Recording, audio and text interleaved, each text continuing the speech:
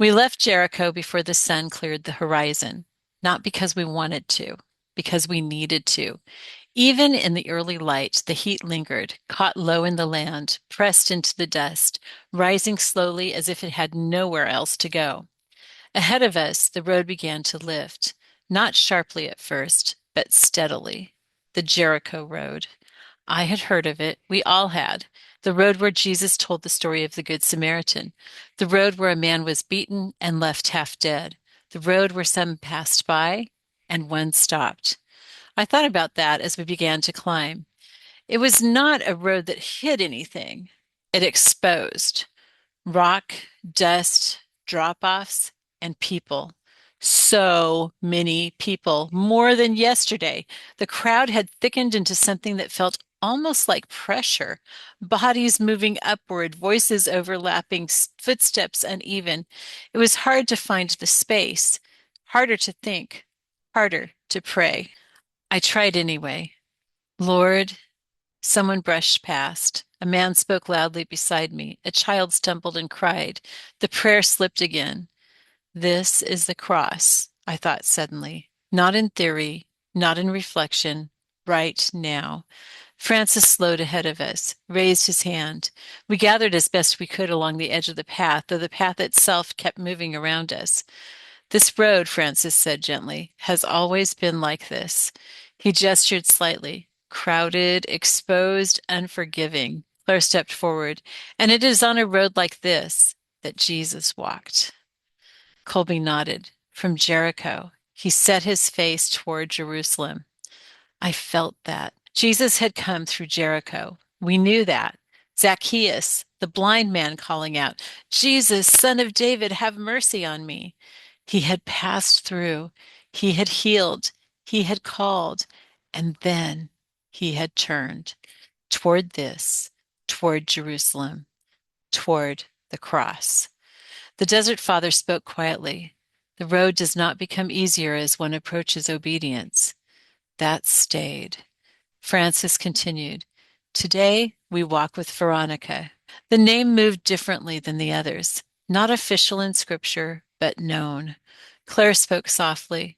She's not recorded in the Gospels, but the church has remembered her. Colby added, a woman who stepped out of the crowd. The crowd surged around us as if to illustrate it. She saw him suffering, Claire said, and she did not remain where she was. The Desert Father. She moved toward him, Francis, and she offered what she had. Claire's voice softened further. A cloth. Colby. A moment. The Desert Father. Compassion. Francis looked at us. Friends.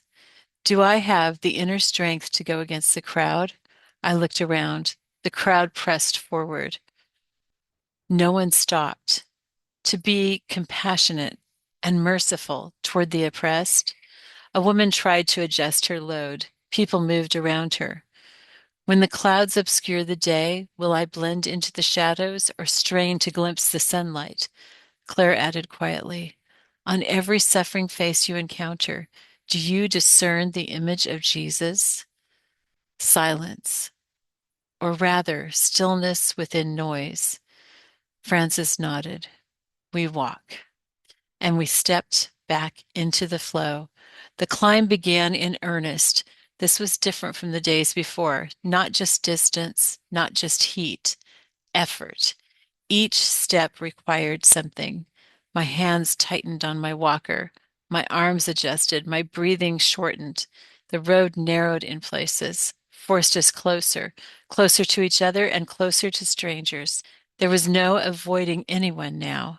And then we heard it, singing, faint at first, not from behind, not from ahead, through, through the crowd. A line of women was moving upward along the road, not pushing, not forcing, walking and singing. King of my life, I crown thee now. The sound was clear, steady. Thine shall the glory be. They passed near us. Habits, simple, Carmelite. Elizabeth turned sharply. her eyes widening, not in surprise, but in recognition. The Carmelite martyrs of Compiègne, she said quietly. Some of the others looked at her. They were 16 nuns, Elizabeth continued, her voice low but steady, woven into the sound of the hymn, during the French Revolution. The sisters passed closer now. Lest I forget thy thorn-crowned brow. They were ordered to renounce their vows, Elizabeth said, to submit the church to the state. The Desert Father watched them. Still, they refused. Lead me to Calvary. The sisters' voices did not waver. They asked their Mother Superior for permission. Elizabeth's voice softened. Permission to offer their lives. I felt my breath catch. Not out of despair, she continued. They were going to be killed regardless, but as an offering. The French did not take their lives. They gave them up. The hymn rose. Lest I forget Gethsemane. They walked to the guillotine, Elizabeth said, singing. The sisters passed directly beside us now. Lest I forget thine agony. One by one, Elizabeth whispered, they went. The line continued. Lead me to Calvary. No fearlessness, no bravado, courage with fear. Claire watched them with deep stillness. Francis bowed his head slightly as they passed. Colby's eyes followed them. The Desert Father did not move. Simon stood very still. And I felt something inside me shift. They were not stopping the world. They were walking through it, toward death, singing. The last of them passed.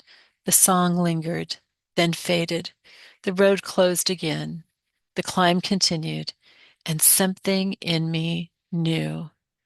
This is what Veronica did. Not stop the suffering, not remove the cross, step in for a moment and offer love. It happened not long after. A man ahead of us faltered, not one of ours, just someone in the crowd. He stumbled, dropped to one knee. No one stopped. The road moved around him. I felt it, that moment. Keep going. You'll fall behind. You can't help everyone. And then Claire stepped out, not dramatically, simply forward. She moved against the flow, kneeling beside him, offering water, her hand steady, her presence quiet. The man looked at her. Something passed between them, and then she rose, returned. No announcement, no explanation, just done. Francis smiled at her slightly. Simon watched her, and I understood. Veronica, not recorded, but remembered, because love leaves an imprint. The climb grew steeper, harder, the sun higher, the road narrower, and Sean slowed, not dramatically, but enough. He wiped his forehead with his sleeve, looked ahead, then back. He saw someone behind us, struggling. Not one of us, just someone. He hesitated. I saw it, the calculation. If he stopped, he would fall behind. He would lose pace. He would feel it more later. The road would not wait. The crowd would not pause. He stood there, just for a moment. Then he stepped back, against the movement, reached out, steadying the man. No words, just presence. Then he walked with him for several steps until the man had found his footing again. Then Sean returned, did not explain, did not joke, just walked. And something in that silence was louder than anything he had ever said. By the time we reached the upper stretch, the light had softened, the air cooled slightly. We made camp along a ridge. Jerusalem was not yet visible, but it was near. After we ate, Francis gathered us. Private devotions. We knew. Worship, Aoife said. Scripture, I threw in. For today, remain with the encounter, Francis added. No specific verse, because we had seen it. Observation, application, prayer.